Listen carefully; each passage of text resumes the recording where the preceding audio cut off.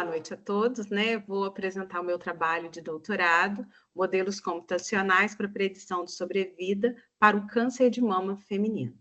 Esse trabalho ele foi realizado no Programa de Modelagem Computacional da UFJF, orientado pela professora Priscila deste programa e pelo professor Marco Parente da Universidade do Porto, onde eu fiz, né, o doutorado sanduíche, 6 meses, que foi fundamental para a conclusão desse trabalho.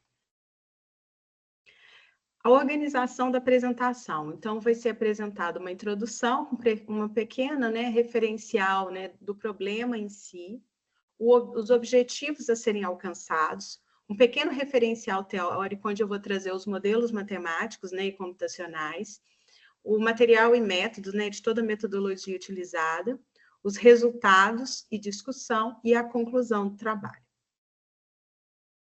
Então, quando a gente fala de câncer, ela é uma doença crônica não transmissível. As doenças crônicas não transmissíveis, elas estão crescendo muito ultimamente. E entre essas doenças, nós temos o câncer, que tem uma maior representatividade em termos de mortalidade. Entre os fatores de riscos do câncer e de todas essas doenças crônicas não transmissíveis e de demais doenças, nós vamos ter, né, a má alimentação, a não atividade física, o uso de álcool, de cigarro, o estilo de vida contemporâneo, onde nós não temos tempo, né, para ter uma boa alimentação, para praticar atividade física, para cuidarmos, né, de nós mesmos, e também o envelhecimento da população. No mundo, segundo o IARC, foram estimados 20 milhões de novos casos em 2022 e 10 milhões de óbitos no mesmo ano. Já no Brasil, segundo estimativas do INCA e do Sistema de Informática de Mortalidade, o SIM, foram estimados 704 mil novos para 2023 e 244 mil óbitos em 2022.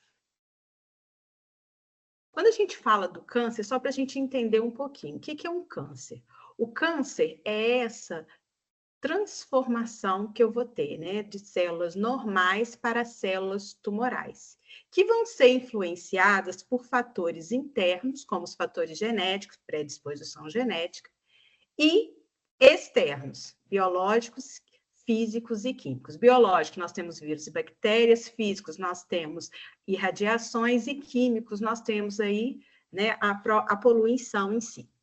Isso vai desencadear uma mutação nas células, que vão gerar células tumorais, que vão ter um acúmulo, né, de massa celular, devido ao descontrole da divisão celular, então elas estão dividindo mais, o descontrole da apoptose celular, ou seja, da morte celular programada, e essa característica de invasão tecidual, que é característico do câncer, que é o tumor maligno, que pode ser, né, classificado em carcinoma, sarcoma e blastoma.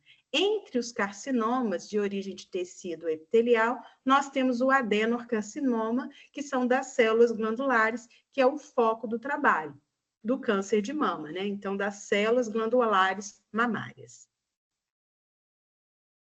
Então, entendendo um pouquinho, né, dessa biologia do câncer, nós vamos agora para essa questão dessa visão epidemiológica. Então, ele é um problema, né, na saúde pública da mulher. Ele é o câncer mais incidente, ou seja, que tem o maior número, né, de casos registrados, de mais alta mortalidade entre as mulheres, em todo o mundo e também no Brasil. E entre os fatores de riscos que estão relacionados ao câncer de mama, nós vamos ter, né, a menarca precoce e a menopausa tardia, ou seja, o início da menstruação e o término da menstruação, porque ele está todo relacionado a essa questão hormonal da mulher. O uso de anticoncepcional, o uso de reposição hormonal e também a gestação. As mulheres não terem filho ou ter o primeiro filho após 30 anos. Então, são fatores de risco para a condição dessa doença. Além disso, nós temos todo um roteiro que vai envolver um conjunto muito grande de variáveis. Então, primeiro eu tenho a lesão, que vai ser identificada por um exame físico, que é o toque das mamas, ou pelo de rastreio, pelas mamografias. O estadiamento da doença, quando eu tenho, né, identificado um nódulo, de acordo com o tamanho do tumor, o número de linfonodo comprometido e se tem metástases ou não. Se eu tenho tumor, né, em outro local, além do sítio principal. E aí, aqui, ó, eu tenho nessa tabela como que é realizado esse estadiamento de acordo com esse sistema TNN. E aqui, quanto mais alto esse estadiamento, pior é o prognóstico. Associado a isso, nós temos os resultados dos exames, dos marcadores tumorais, onde eu vou ter os receptores de estrogênio, progesterona e o ER2. Associado a esses marcadores, né, positivos ou negativos, nós vamos ter o perfil imunistoquímico e vamos ter o subtipo da doença em luminal. Então, aqui, o luminal A, B e a superexpressão do ER2, eles são considerados de bom prognóstico. Mesmo esses de superexpressão do ER2 sendo muito agressivo, eles têm medicamentos específicos que geram uma boa resposta terapêutica. Já os triplo negativos não são de bons prognósticos, porque eu não tenho tratamento específico para esse tipo de tumor da mama. Estabelecido, então, o estadiamento e a subclassificação do câncer, nós vamos ter o tipo de tratamento: cirúrgico, radioterápico, sistêmico, quimioterápico, hormonioterápico. E aí, de onde vem, né, essa questão da aplicação da inteligência artificial na área da saúde? Então, nós vivenciamos, né, o advento da pandemia e isso culminou numa urgência sanitária, onde nós precisávamos rapidamente, né, otimizar os recursos que nós tínhamos, personalizar os tratamentos, coordenar uma resposta à pandemia vivenciada, promover ensaios clínicos rápidos e adaptação contínua a essa urgência de saúde.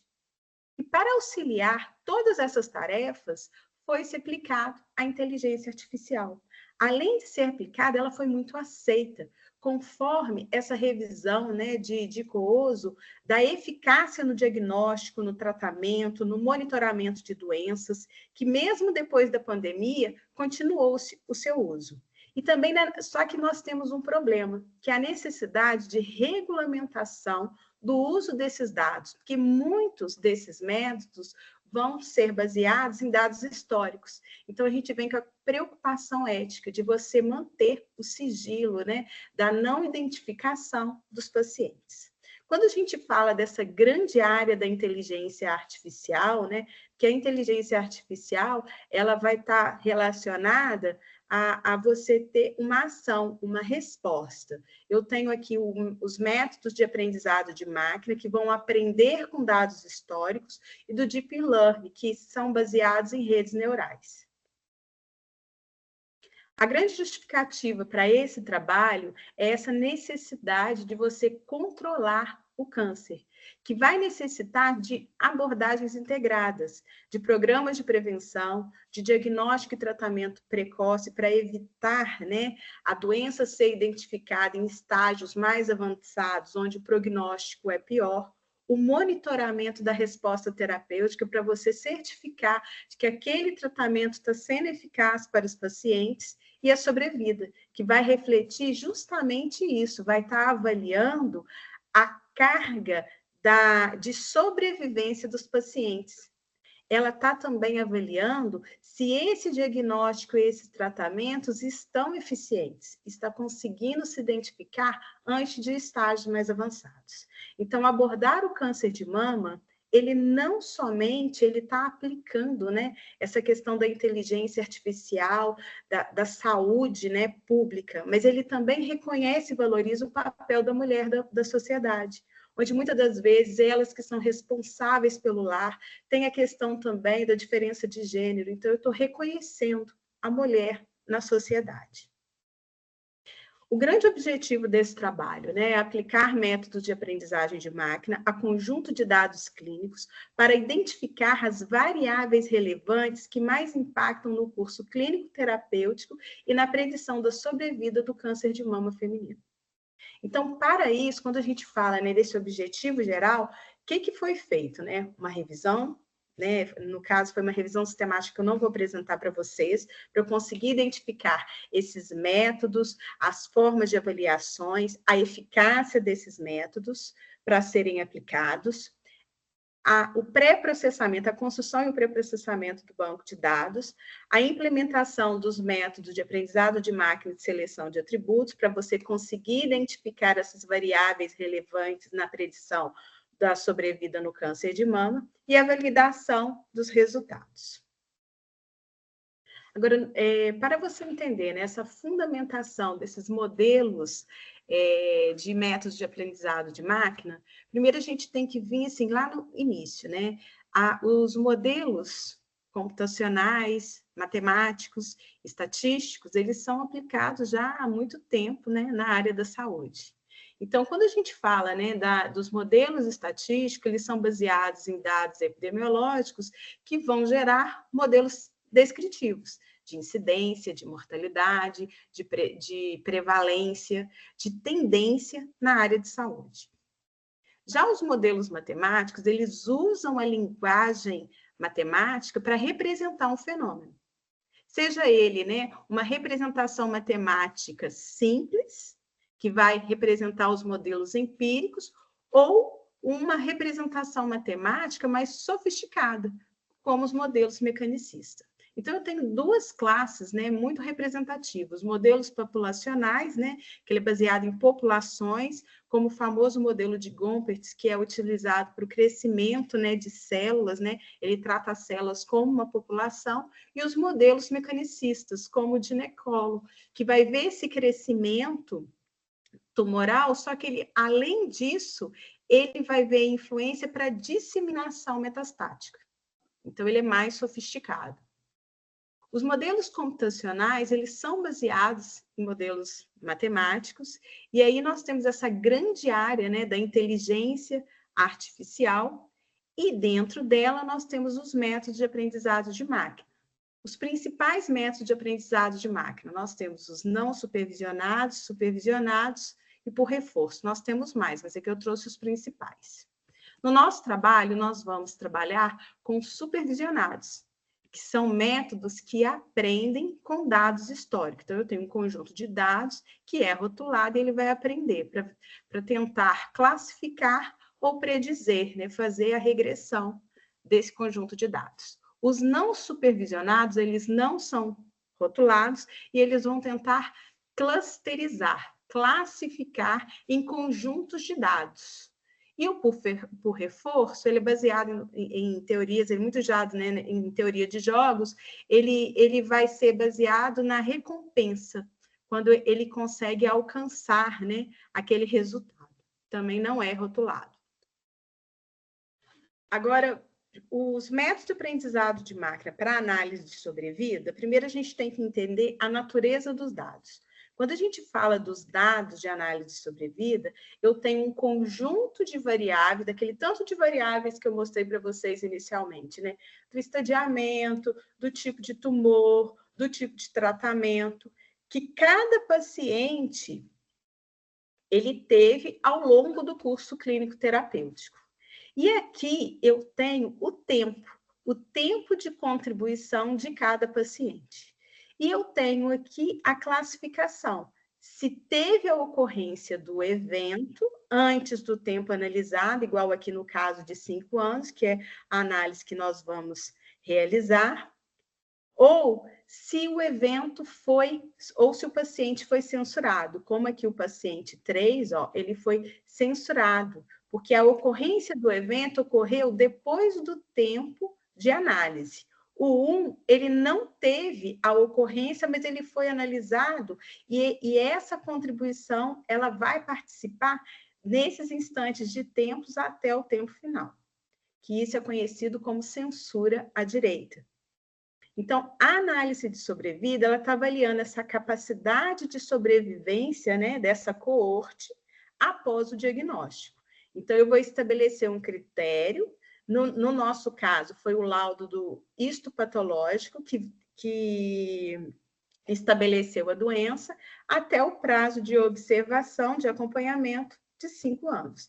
E aqui nós estamos analisando se teve a ocorrência ou não do evento. Então, é uma tríade.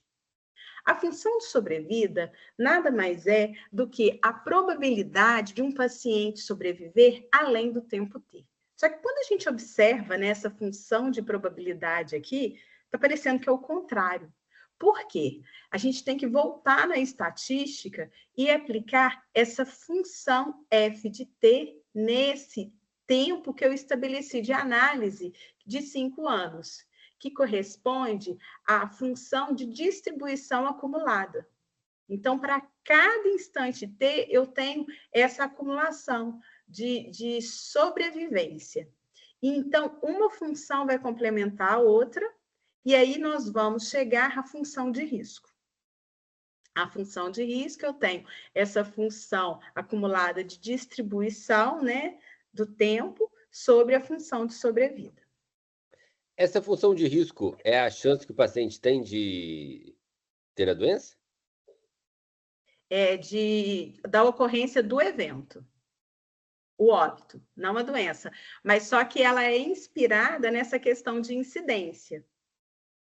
Se você pensa, vamos supor que eu estou com uma coorte, eu quero analisar os pacientes no risco de ocorrência, vamos supor, de um infarto. Eu estou analisando até esse instante de tempo de interesse, o sentido é o mesmo, só que aqui o meu interesse não é a ocorrência do evento, da incidência da doença, mas sim o óbito por causa da doença. Entendi. Mas o sentido é o mesmo. Entendi. Legal, né, gente? Daniela? Então, assim... Oi. Oi, Matheus aqui. Esse mesmo modelo eu poderia, por exemplo, se eu tivesse acesso aos dados de notificações, o Sinan, eu poderia aplicar esse mesmo modelo para, por exemplo, os casos de óbito com dengue? Sim. Esse modelo de sobrevida ele é para qualquer caso.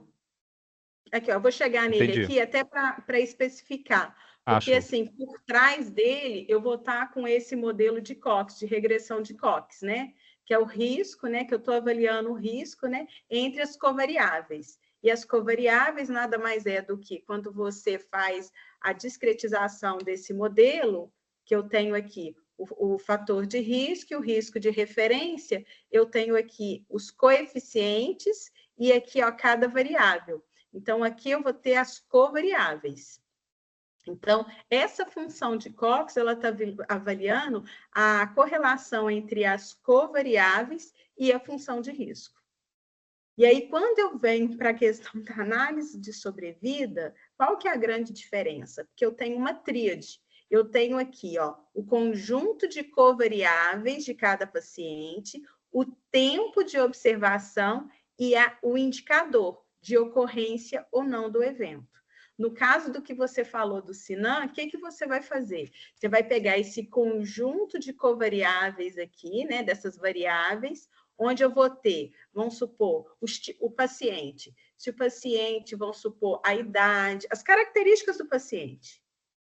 A região que mora, igual de dengue, né, de dispersão de dengue, a região que mora, o tipo de dengue, e aí você vai ter aqui o tempo e a indicação de ocorrência ou não do evento.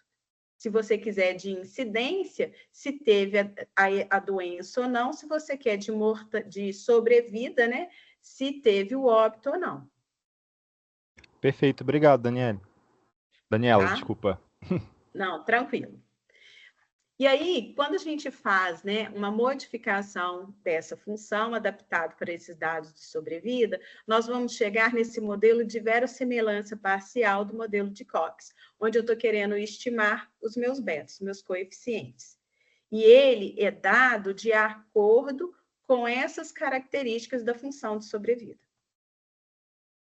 Agora, o modelo de Cox é um modelo, né, semiparamétrico, linear, e aí nós temos a penalização, que é a aplicação dessas funções, né, do read, do laço e o ElasticNet, que é justamente, né, da norma 2, norma 1, no mesmo modelo. Então, quando você adiciona a penalidade read, que está aqui em verde, a função de verossemelhança parcial do modelo de Cox, visando maximizar esse coeficiente, você chega nessa função. Quando você aplica, né, a função laço, você vai chegar nessa função. E quando você aplica, né, os dois, tanto o read quanto o laço, você chega no ElasticNet. Qual que é a diferença? A penalidade read, ela é fundamentada, né, na penalidade proporcional, na penalidade quadrática. Então, ela vai reduzir proporcionalmente os coeficientes beta, mas ela vai manter todos eles no modelo. Já a laço, ela é uma penalidade absoluta. Então, ela zera alguns coeficientes e reduz o número de coeficientes dessa função e dimensionalizado. Por isso que ela é usada muito para a seleção de atributos, e nós utilizamos essa função. Já o ElasticNet, ele vai manter uma maior flexibilidade nessa restrição, nessa penalidade. Então, ele diminui, mas tenta manter ao máximo o número de coeficientes. Agora, outros modelos, não sei se vocês já ouviram falar, né? O Gradient Boosting e o Randall Forest. Vocês já ouviram falar? São métodos, aqui já são métodos de aprendizado de máquinas. Esses métodos de aprendizado de máquina aqui, eles são conhecidos como ensemble. Eles são um conjunto de métodos baseados em árvores de decisão. Então, o primeiro, né, que é o Gradient Boost, ele vai usar, né, essa função aditiva, onde ele vai substituir os aprendizes de bases, né, os fracos pelos fortes. E ele vai fazendo, e a cada interação, ele vai construindo novas árvores para promover novo treinamento e aprendizado até que você não consiga mais aprender. Então, ele faz um aprendizado de forma otimizada. Dentro do modelo do Gradient Boosting Survival, ou seja, esses modelos dessa biblioteca que foi utilizada é uma adaptação do modelo do Gradient Boosting para os dados de sobrevida. Você vai aplicar essa função aditiva dentro da função de verossemelhança parcial do modelo de Cox, que eu mostrei anteriormente. Daniela, por que no outro significa aprender? Aqui? Ele está aprendendo, porque eu vou fazendo no formato de árvore. Então, eu estou substituindo aqui os candidatos, né? E ele vai aprendendo e vai substituindo, fazendo uma busca gulosa, varrendo, né, aquele conjunto de dados do treinamento. Até que eu não consiga. Estou na tabela. Isso, meus dados, né, que eu estou de entrada. Vamos lá. Eu tenho um conjunto de dados. Ó, esses aqui são os meus conjuntos, é o meu conjunto de dados de entrada, onde eu tenho um conjunto aqui de variáveis de cada paciente I. Tá, então eu tenho aqui, por exemplo, a pressão em X, eu tenho aqui o colesterol em Y, eu tenho... aí são vários, cada um desses. São vários. E ele vai testando ali o que vai tendo melhor desempenho. Entendi. E vai substituindo. Então, ele consegue fazer uma varredura gulosa, porque, no final, a predição é dada pela média de cada nó de cada árvore. Então, ele distribui os dados para fazer a predição. Da mesma forma, eu vou fazer pelo Randall Forest, onde a predição ela vai ser dada, né? Ele está construindo também de forma aleatória, diferente desse aqui que vai aprendendo. Ele vai construindo de forma aleatória várias árvores da floresta, que eu tenho uma quantidade, mas ela não é otimizada, ela é aleatória. E aí a predição ela é dada pela média, né, de cada árvore. Ele é mais simples. E quando eu aplico isso, né, para os dados de sobrevida, eu vou usar 2 estimadores, que é o de Kaplan-Meier e o de Nelson-Allen. Aqui eu tenho o de Nelson-Allen, que vai ser para divisão de cada nó, onde eu tenho aqui, em cada tempo, o risco, né? E esse risco aqui é dos pacientes. Aí eu vou ter aqui, ó, eu devia ter colocado a fórmula inteira. Eu tenho uma fração, né, uma razão entre o número de ocorrência de eventos pelo número de pacientes em risco de ocorrência do evento. Então, na hora de dividir minha árvore, né, e construir essa árvore da floresta, eu estou aplicando o conceito de sobrevida. E o meu resultado final é dado pela média, né, de cada árvore. Então, ele é um conjunto de métodos usado para predição e para classificação. Agora, um outro conhecido, famoso, é a máquina de vetor suporte. Máquina de vetor suporte, então, o que ele faz? O princípio básico é você dividir um hiperplano pelas características. Então, eu estou dividindo, né, o hiperplano por uma reta em 2 classes, de um lado e do outro. Essa aqui é uma função de reta. Quando eu adapto esse método, né, de máquina de vetor suporte, né, para os dados de sobrevida, no máquina de vetor suporte linear, eu tenho aqui, né, eu quero minimizar, né, minimizar a função de perda e maximizar a margem entre a ocorrência ou não do evento. Já no não linear, eu vou aplicar essa função de kernel, que é uma função que vai dar essa característica de não linearidade, que é baseada, né, na distância euclidiana, e a largura do kernel, ela vai ser dada por esse iota aqui. E esse método aqui, eu que desenvolvi. Não tinha na biblioteca o não linear dessa forma. E foi onde eu precisei entender para que servia esse iota aqui. Na hora que eu entendi que era para a questão da largura entre o kernel, ou seja, na hora de classificar a ocorrência ou não do evento, foi onde eu consegui convergência do método, que eu tive que reduzir ele. Quando ele ficava muito grande, porque eu tive que ir testando, eu não conseguia a convergência do método. Então, esse pulo do gato, às vezes, realmente não é você só aplicar. Você tem que entender de onde que vem o método. Vamos lá. Então, agora vamos na construção, né, de como foi feito. Então, inicialmente, quando a gente trabalha, né, com dados, a gente precisa do quê? Submeter no comitê de ética, ser aprovado, conseguir esses dados. Quando a gente pega esses dados, vocês já trabalharam com dados brutos? Não sei se vocês já pegaram dados brutos, que é coletado na mão. Ali você tem vários ruídos, ou seja, várias inconsistências.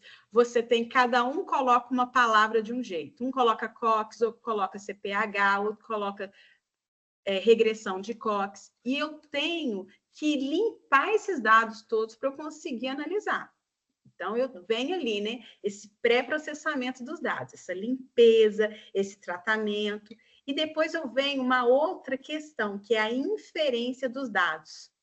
Porque se eu estou trabalhando com métodos, esses específicos, né, de aprendizado de máquina supervisionado, eu preciso que todos os dados sejam preenchidos. Eu não posso ter dado vazio. Então, para conseguir fazer esse tratamento de dados, eu precisei fazer uma análise descritiva dos dados. A variável idade, qual que é a média da idade? Se não tivesse, como que eu ia tratar? Além disso, fazer uma análise de correlação. A idade, ela está correlacionada com qual outra variável para me ajudar nesse tratamento? Para eu não fazer um tratamento simples de só colocar valores, mas também de eu analisar a característica daquela variável para eu tratar esse dado. Depois, mais à frente, eu vou mostrar a importância disso. Aí, depois que definiu, né, os modelos que iam ser implementados, no caso, nós utilizamos todos os modelos disponibilizados pela biblioteca sklearn, que é uma biblioteca, sklearn não, Survival, Stick and Survival, que é uma biblioteca específica para análise de sobrevida. Então, entre eles, eu tinha o modelo de Cox, onde na biblioteca dava referência, né, desses hiperparâmetros, o penalizado laço, Elastic Nest, também usei os dados da biblioteca, do Gradient Boosting Survival, do Randall Survival Forest e do SVM, linear, e o kernel, onde eu ajustei e apliquei, né, essa função básica radial de kernel.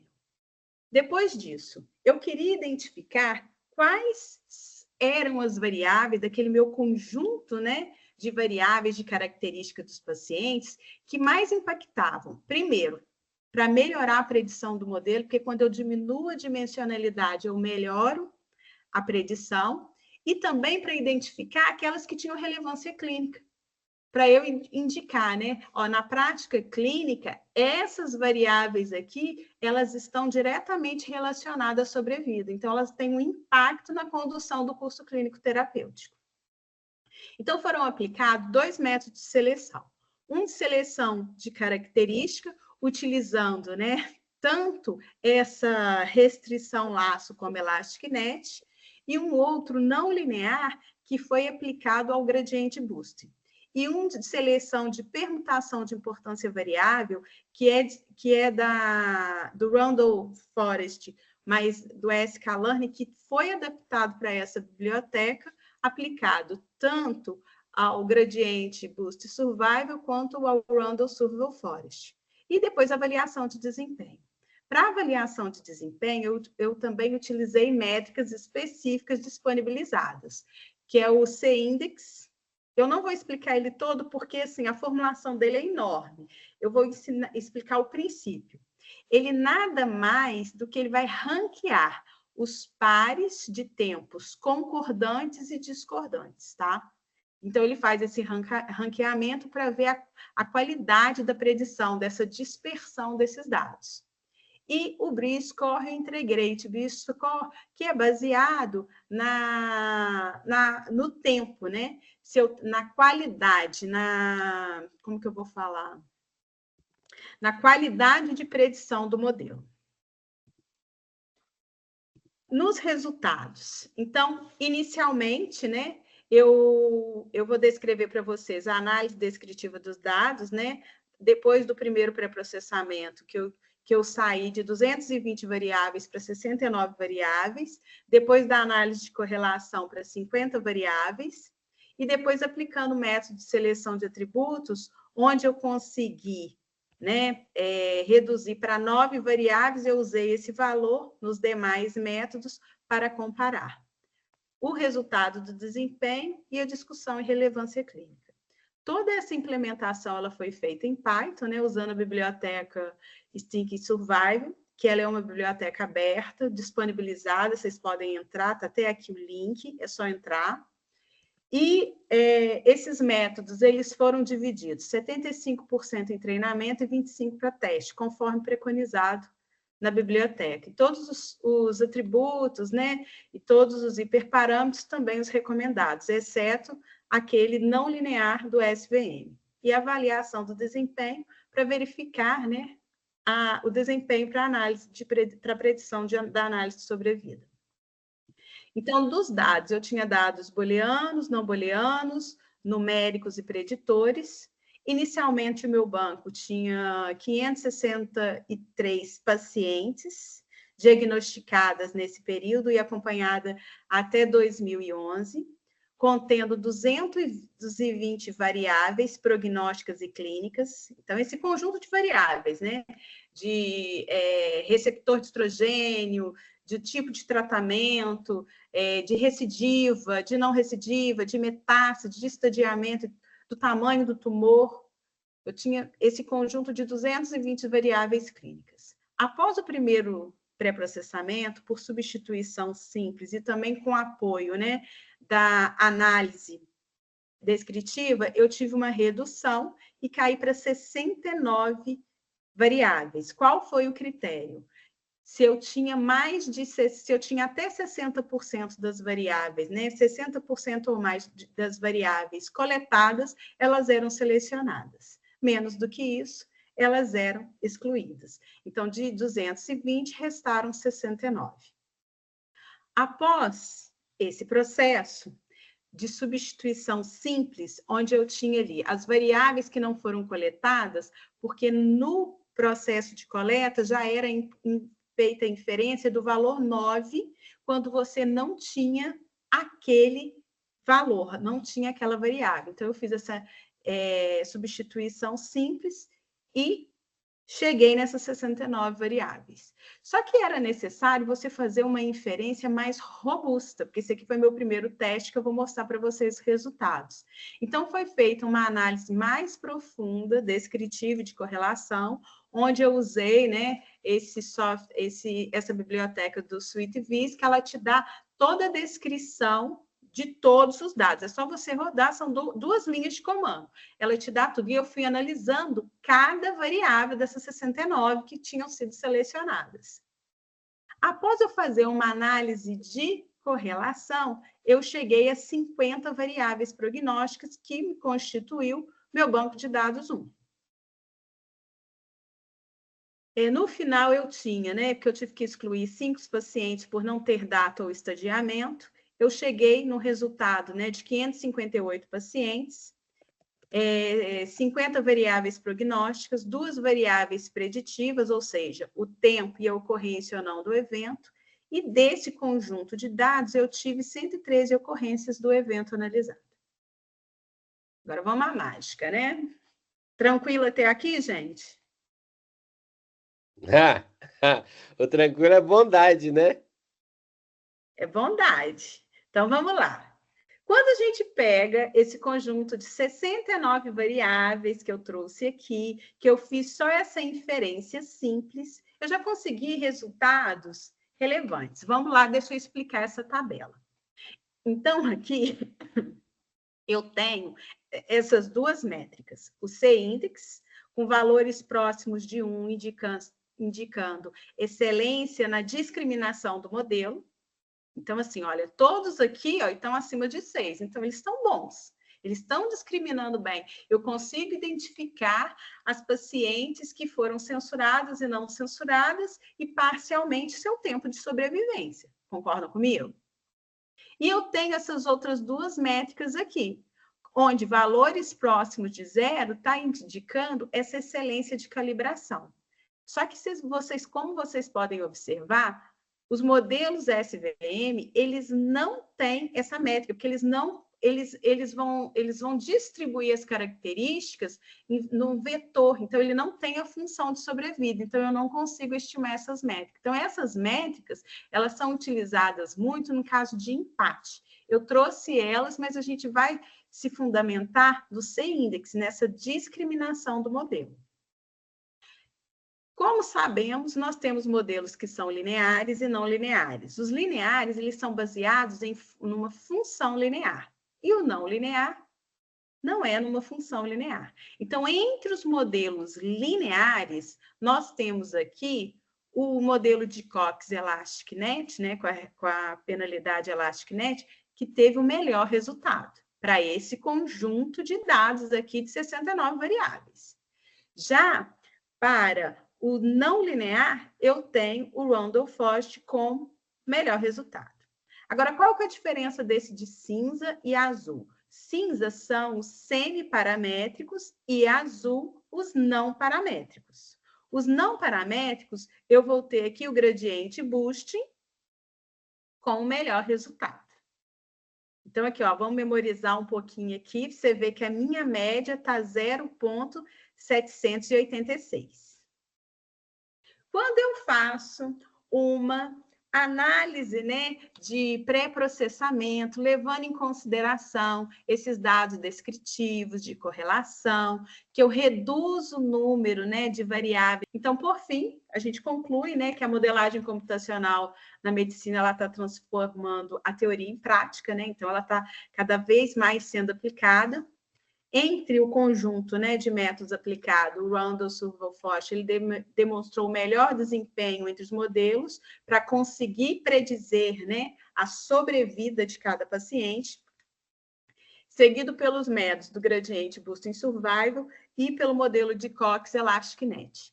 Além disso, a gente tem que destacar, né, a importância desse tratamento dos dados, né, onde eu consegui, né, uma melhora, né, de média de 0,786 para 0,911, que é significativa. E a seleção de atributos, eu consegui, né?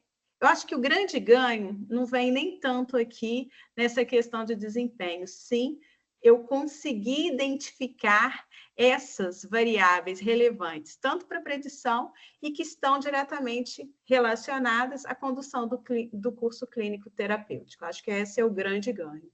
Então, assim, esse trabalho ele traz, né, uma relevância e implicação, né, na área da saúde muito grande. Então, para pesquisa futura, a gente precisa integrar, né, novas técnicas de pré-processamento, como o KNN, método de seleção de atributos e otimização dos parâmetros, que eu não utilizei aqui, devido à eficiência, né, de desempenho dos métodos aplicados. Agora, um ponto importantíssimo é a validar por diferentes bancos de dados, porque aí vai confirmar robustez e generalização, porque aqui eu tenho um único banco que foi coletado num único lugar, onde eu estou fazendo ali, dividindo em treino e teste. Então, se eu tiver bancos diferentes, eu consigo confirmar essa robustez dessa predição, da predição de sobrevida. Então, para isso, eu preciso desenvolver também modelos interpretados, validados com dados clínicos rotineiros, não só dados secundários, porque quando eu estou utilizando, né, variáveis da rotina da prática médica, é mais fácil você conseguir implementar essas técnicas, porque ela vai ter mais significância, ela vai ser mais fácil de ser interpretada. Então, para que consiga, né, fazer isso tudo, a gente precisa, né, essa sinergia entre o conhecimento especializado e a análise avançada de dados. Então, assim, eu dedico esse trabalho à força e resiliência das mulheres, né, todas elas que participaram da minha vida, que possibilitaram eu fazer esse trabalho, porque esse banco de dados são de mulheres diagnosticadas com câncer de mama, que foi cedido por uma pesquisadora, né, que eu estou até aqui agradecendo, a doutora Jane, e pelo doutor Maximiliano, lá da UFJF. Então, eu agradeço a todos pela atenção. Não posso deixar de agradecer, né, o grupo de modelagem computacional aplicada, ao programa de modelagem computacional, ao UFJF, ao Hospital 9 de Julho, Instituto Oncológico, que me cederam os dados, juntamente com os pesquisadores responsáveis, a CAPES pelo financiamento, tanto no doutorado como no doutorado sanduíche, o doutorado sanduíche, a Universidade do Porto, a parceria que eu estou fazendo agora com o IPO, né, que é o Instituto Português de Oncologia aqui de Portugal, e o INEG, que é um laboratório de inovação tecnológica, que eu passei meus 6 meses de doutorado sanduíche fazendo várias trocas durante, né, o final do doutorado. Perguntas? Legal. Sim. Então, olha só, vê se eu entendi. Você, de posse de 60 variáveis, de um caso clínico. Ó, eu vou voltar para cá, porque senão eu. Pronto. Vamos lá. Em cima de 59 variáveis, que são 69 variáveis, que são características de um exame clínico. Características de um paciente. De um paciente. Isso. Não, perfeito. O paciente foi examinado e tirou esses 69 pacientes, esses 69 variáveis. Com essa tecnologia que você desenvolveu, o médico consegue ver as chances que o paciente tem de sobrevida. Isso. Sobreviver ao tratamento. Imagina é um modelo de predição. É um modelo de predição. Olha que legal. Você imagina assim, 69 informações diferentes para o médico chegar a uma conclusão, É isso aí. é humanamente impossível alguém fazer aquela correlação toda e, Isso. né? Poxa vida, muito legal, Dani. É. Não, e Parabéns. esse trabalho, ele foi muito inspirado na prática médica, porque os dados foram cedidos pela doutora Jane, que é uma mastologista, né, do Instituto Oncológico. Eu participei de várias reuniões do Comitê de Ética de lá, para entender um pouco também essa dificuldade de trabalhar com os dados que você está me trazendo. E aí ela trazia muito isso, olha, você tem um conjunto de variáveis, e hoje, como a gente tem esse avanço tecnológico, cada dia que passa, você vai tendo mais resultados de exames, mais características do paciente que está sendo coletado. Como que eu vou analisar isso tudo para tentar dar uma boa sobrevida, né? Um bom tempo de sobrevida, aumentar essa sobrevida do paciente? Então, assim, a grande ideia, né, a grande motivação veio dessas conversas que eu tinha com ela.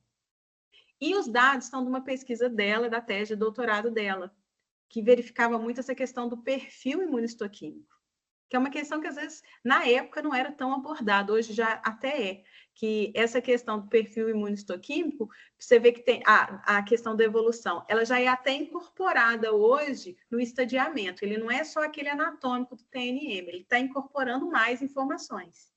E isso tudo para quê? Para facilitar o médico na condução do curso clínico terapêutico. Então, ferramentas como essa, se você associa isso ao seu registro eletrônico, você já pode direcionar. Não é que você vai decidir, mas você já pode direcionar. E esses calculadores que eu dei exemplo, né, que é o Predict e o adjuvante, nada mais é do que isso. Ele é um conjunto ali de dados que você tem, um é do Canadá e o outro é de Londres, tá? Que aí você coloca ali a idade do paciente, se o paciente, a forma de diagnóstico, se foi por mamografia, o tipo de terapia, ele vai te dar a predição. Aí, se você muda o tipo de terapia, aí para você verificar qual a terapia vai melhorar a sobrevida desse paciente. Que legal, hein?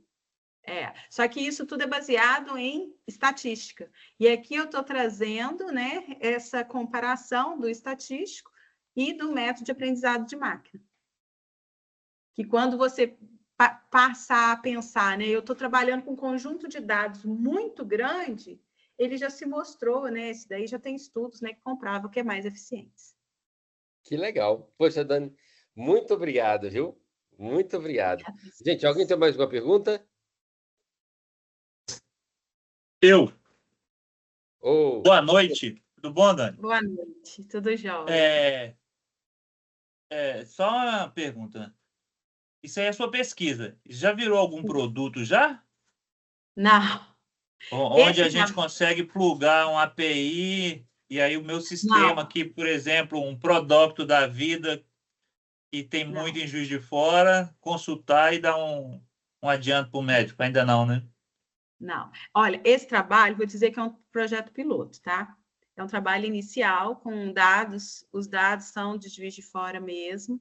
E agora, qual que é a minha ideia? A minha ideia, como eu estou aqui em Portugal, eu estou fechando parceria com o IPO do Porto para montar, né, um banco de dados meu agora, do IPO aqui do Porto, para testar essa ferramenta.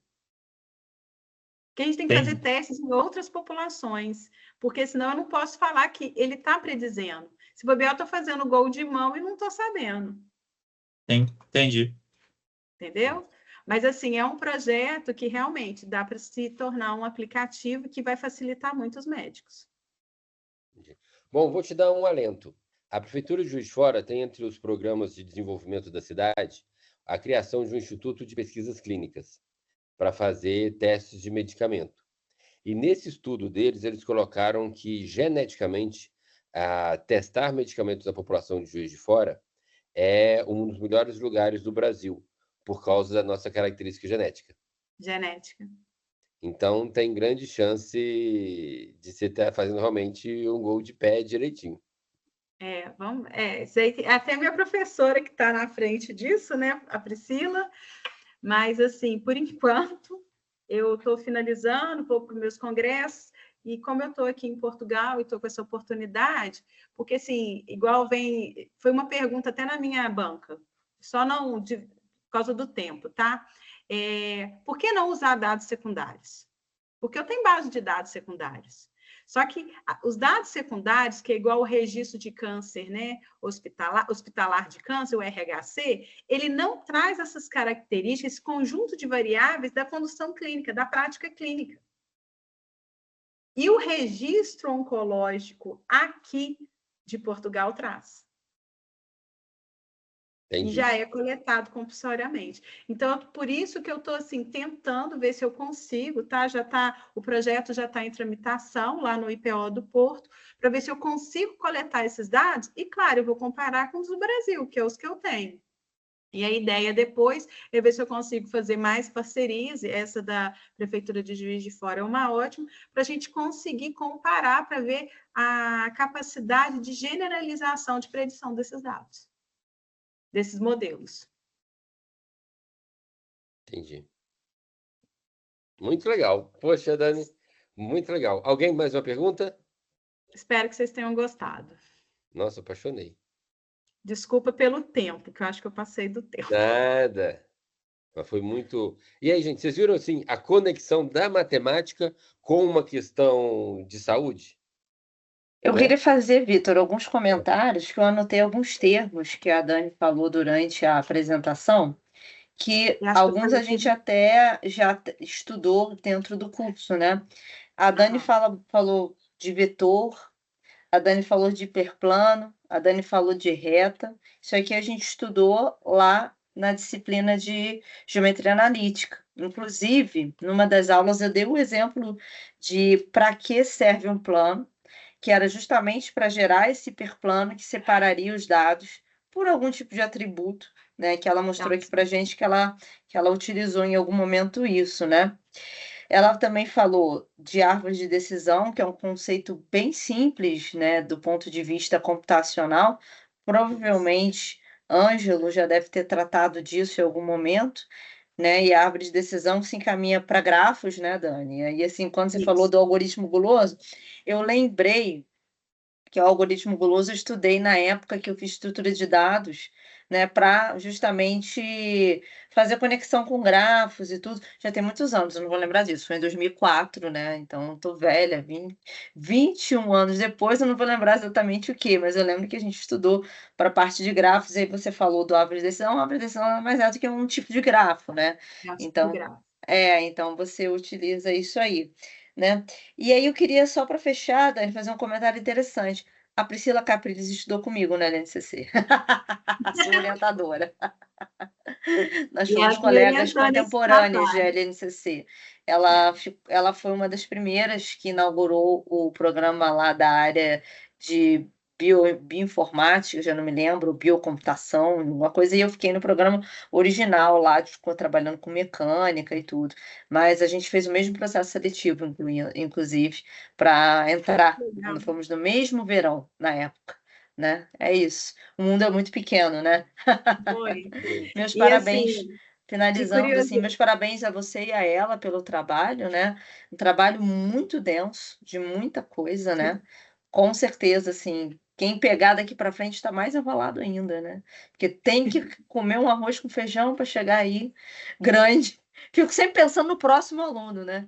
Porque o orientador tem um trabalho. Aí um aluno pega, entrega. Aí o próximo vai pegar mais na frente, só que ele tem que pegar tudo que o aluno anterior fez, né? Então, assim, parabéns e sucesso aí nessa tua empreitada em Portugal, tá? Obrigada. Que você consiga trabalhar com o seu produto, com seus dados e desenvolver melhor aí o que você tem em mente de trabalhos futuros, tá? Meus parabéns.